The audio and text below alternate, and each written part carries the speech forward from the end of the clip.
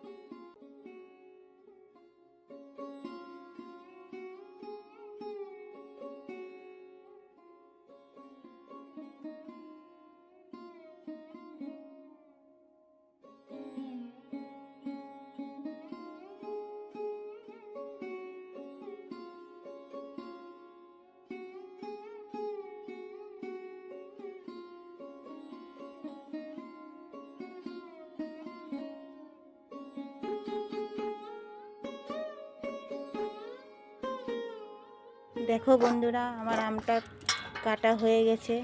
এখন আমি হলুদ দিয়ে মেখে অল্প রোদ্রে দিয়ে দেব।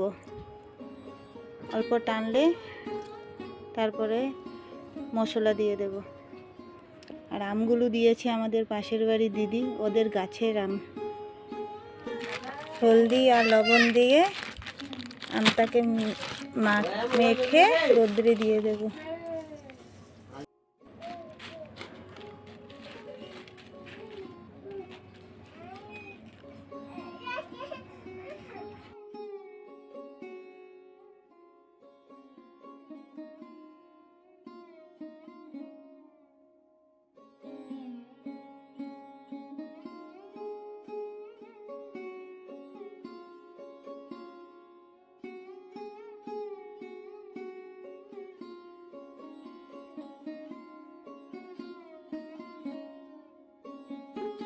এখন রোদ্রে দিয়ে আসবো।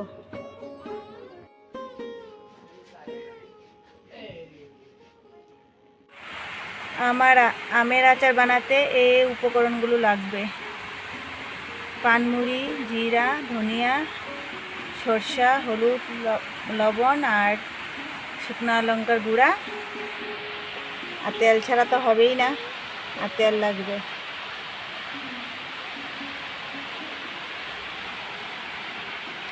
এখন আমি গোটা মশলাগুলোকে ভেজে গুঁড়া করে নেব।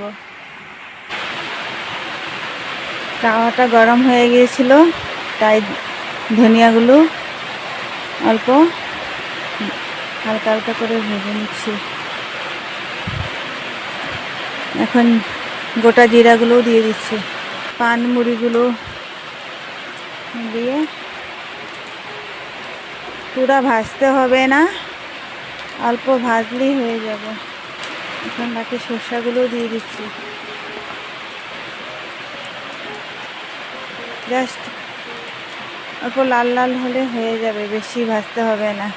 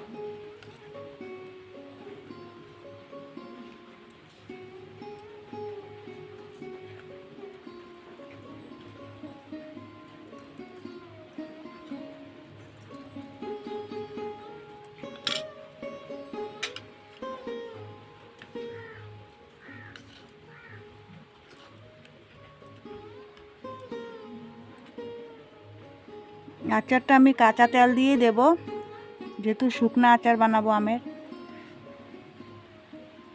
ভিডিওটি দেখে যদি তোমাদের ভালো লাগে তবে সাবস্ক্রাইব করো, লাইক শেয়ার করো।